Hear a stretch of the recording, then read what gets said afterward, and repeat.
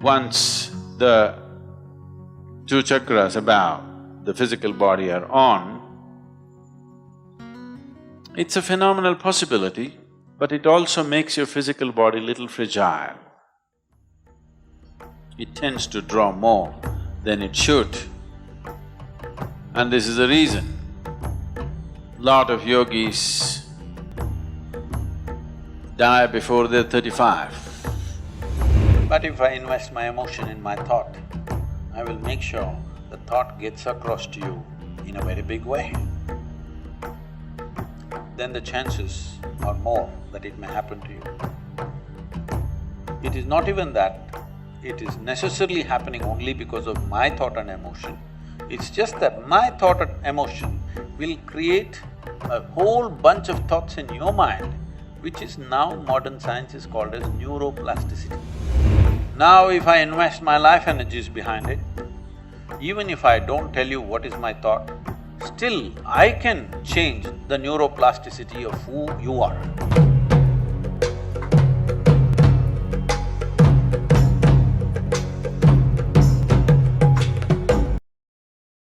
What is the nature of this life? Now, how to raise this consciousness? See, it's like this.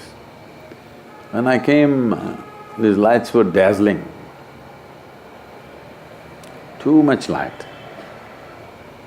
So I said like this, now somebody turns down the voltage and became dim.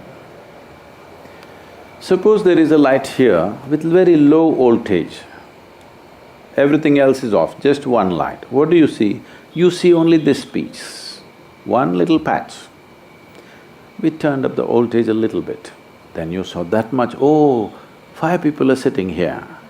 Turned up the voltage, suddenly, oh, so many people are sitting here. All these people did not exist in your experience when the voltage was low. Light was showing only this much, you did not see all this. They're all living people, but you did not see. So, consciousness is not an act. Consciousness is not something that you can artificially pump up. To be aware is to be alive. How do you know that you're alive right now? Only because you're aware to some extent, isn't it? Suppose you fell asleep right now, right here, would you know whether you're alive or dead? We know. But would you know? You do not know, isn't it? When you fall asleep, maybe you're dead, you do not know. Only from outside, because we see you breathing, we know, okay, she's alive, she's only sleeping. But in your experience, you do not even know whether you're alive or dead, isn't it? So now you know you're alive. How? Because you're little aware. If you become little more aware, you would know many more things. If you become much more aware, you would know many, many more things.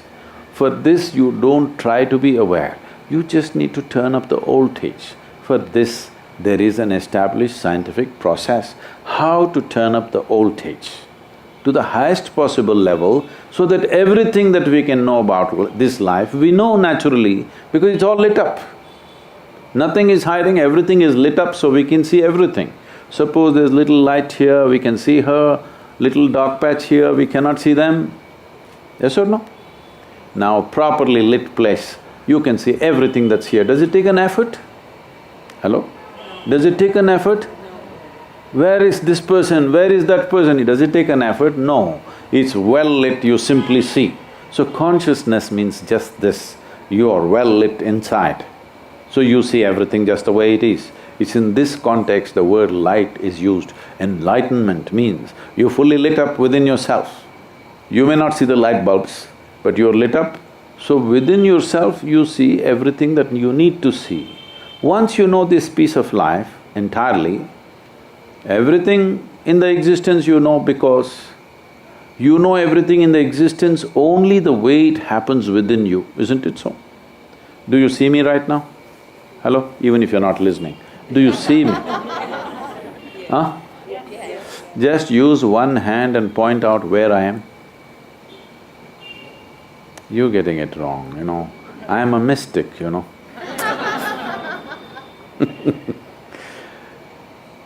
Now, this light is falling upon me, reflecting, going through your lenses, inverted image in the retina, you know the entire story, isn't it? Where do you see me right now? Within yourself.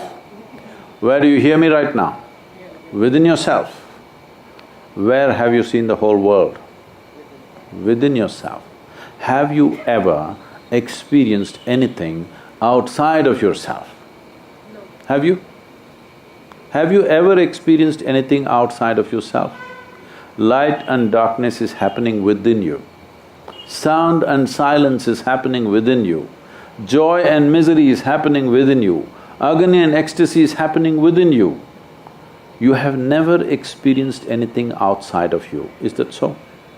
Did you experience something here? No. You experience everything the way it happened within you. Even right now, somebody next to you touches your hand. If someone touches your hand, you think you're experiencing their hand. No, you're only experiencing the sensations in your hand, isn't it? So in the very nature of things, you can never ever experience anything other than yourself. You think you're seeing the stars. No, you're seeing it only the way it's projected in the firmament of your mind, isn't it? You don't know how the stars are, you know it only the way it's happening within you. Yes or no? So if you want to know this better, you don't read a scripture, you don't listen to other people's discourses, you work to sharpen your perception so that you see things clearly. Now, the world is reflecting itself in the mirror of your mind. Now the only thing you need to do is, right now your mirror is little wonky. Have you ever seen yourself in a convex, concave or distorted mirrors? You go stand there, you look like this. Suppose that is the kind of mirror you have in your bathroom, bedroom, every place. After some time you would really start believing, this is how I am, isn't it? Yes or no? So you make sure you get a plain mirror so that you can see your face just the way it is, isn't it? So this is all the work is, to get your mind to a place that no grime is sticking on it. It is a plain mirror, so if you hold it, it just shows everything just the way it is, no distortion. If you see everything just the way it is, would you navigate your life effortlessly? That's all, isn't it?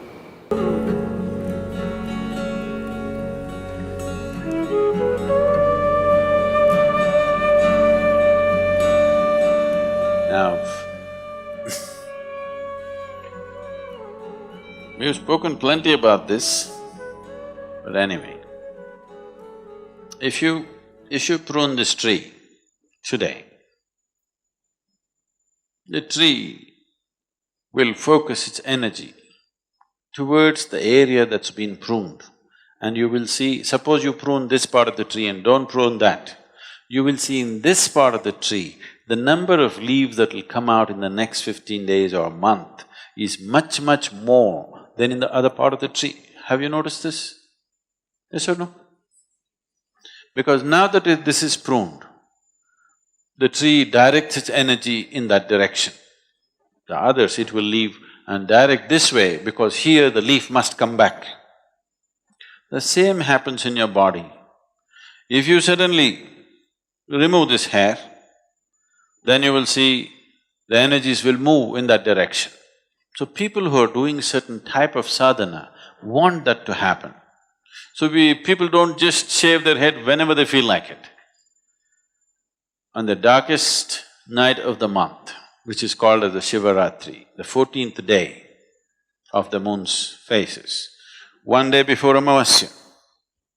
On that day, they shave because on that day and the Amavasya day and the next day, when the energies are naturally, there is an upsurge of energy in the human system, we want to accelerate that a little more.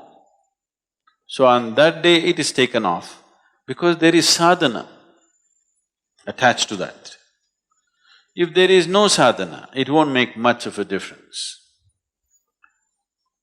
Some of you may know that, particularly ladies who have never shaved their head in their life, suddenly one day if they go and shave their hair, they will become mentally imbalanced. Because excessive energy in that direction they are not able to handle. If already there is a small imbalance, it will exaggerate itself because there is an excess energy movement in the direction. But if it's calibrated properly and there is a necessary sadhana to support it, it works to your benefit. So a spiritual seeker, a sadhaka, who is not only seeking for his spiritual well-being, who is seeking how to become an instrument of a larger possibility, such a person wants to use every little support that is available in nature. So shaving one's head is a part of that. If there is no such sadhana, if that type of sadhana is not there, shearing off the hair has really no meaning as such. And if somebody reaches a state where his energies are really bursting out of his head,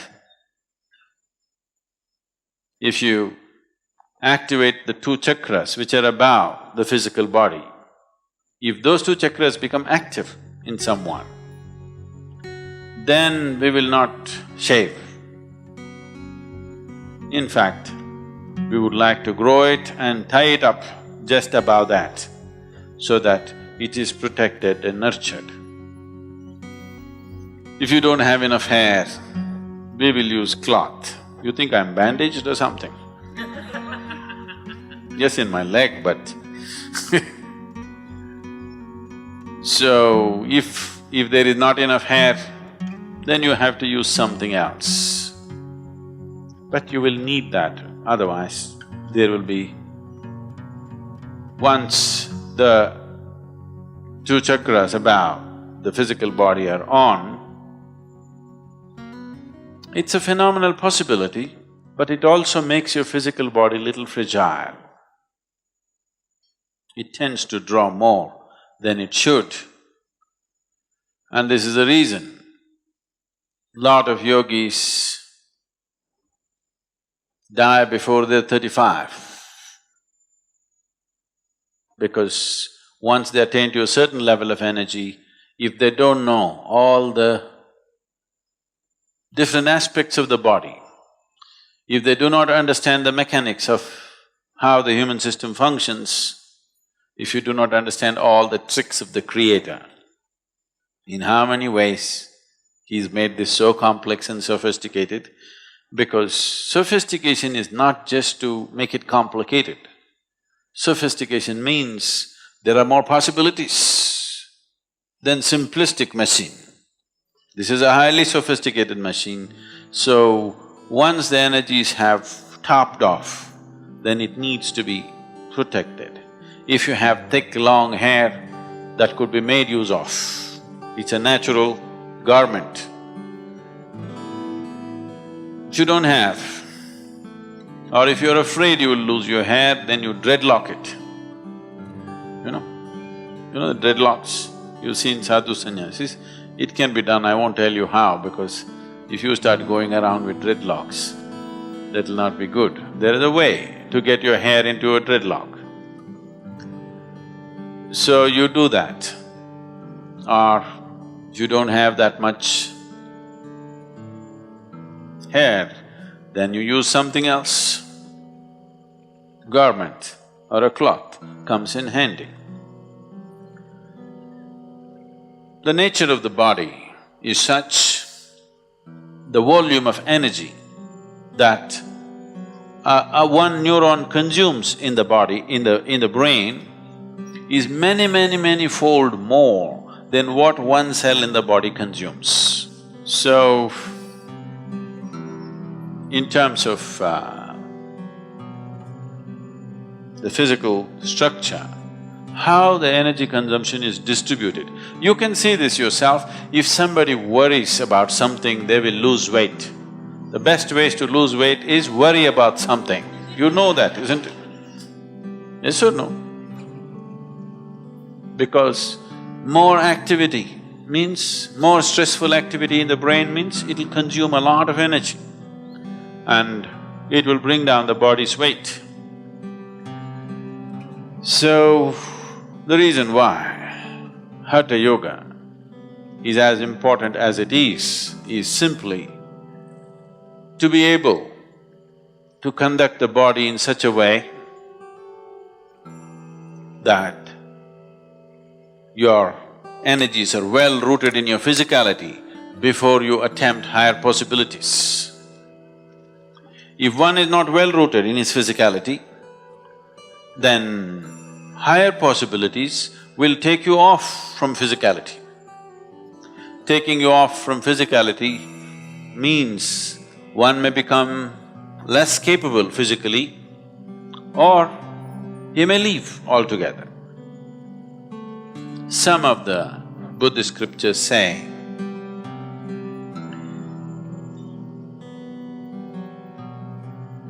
Gautama, before his enlightenment, walked like a man. After his enlightenment, he walked like a woman. What they're trying to say is, the body became less. In physically, definitely a male body is little more than a female body. So he became little less. So he lost his manly capabilities and became soft because his energy shifted to a different dimension. That's what they're trying to say. It's like the energies. Do I influence your energy and can I control the way you live? See, we were just talking about this, she talked about mentalist. Your question is related to that in a way. Now, in my mind, I just create a thought that something should happen to you, something good or bad. Well, it may happen, it may not happen. If you are very receptive to me, it may. If I say something, if you take it very seriously, you may change things. But if I invest my emotion in my thought, I will make sure the thought gets across to you in a very big way. Then the chances are more that it may happen to you. It is not even that it is necessarily happening only because of my thought and emotion, it's just that my thought and emotion will create a whole bunch of thoughts in your mind, which is now modern science is called as neuroplasticity. That because of a powerful thought and emotion that I threw at you, now you get enslaved to that and your whole psyche is around that thought and emotion. Sadhguru said this and you're going crazy about that. And your entire brain will take shape in that way. It is no more mythology. Modern neurology is talking about, neurosciences are talking about it. So you will manifest that, good or bad.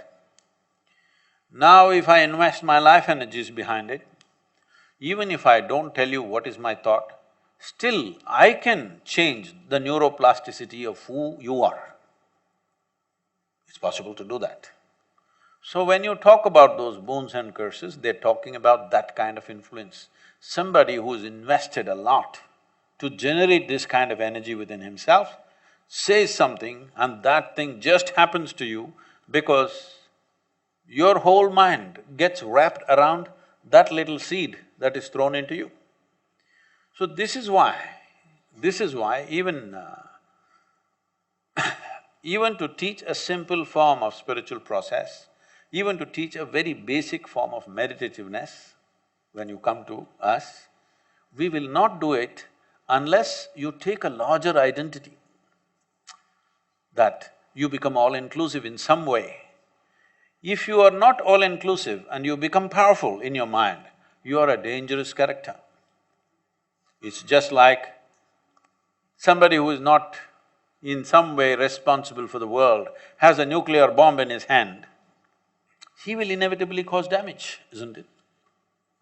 So this is why meditations and spiritual processes, before they're being taught, a certain amount of making your identity much larger than your individual identity, so that you become all-inclusive before you become meditative, is always taken care of.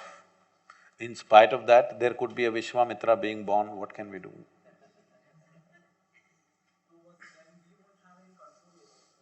No, okay, that part of it. It doesn't matter how powerful I am and what I do, you can develop your own sense of integrity about the nature of who you are. If you have done enough work upon yourself, you will determine, nobody else can determine. Because if you are just on the level of your mind, I can take over. But if you have touched your deeper dimensions of intelligence, if you have become conscious in some way, no, you cannot be influenced. So that is why it's very important to be conscious. Conscious means that a dimension beyond your physiological and psychological structure has become a living reality for you. If this has happened to you, you can walk into hell, no problem. It will not influence you.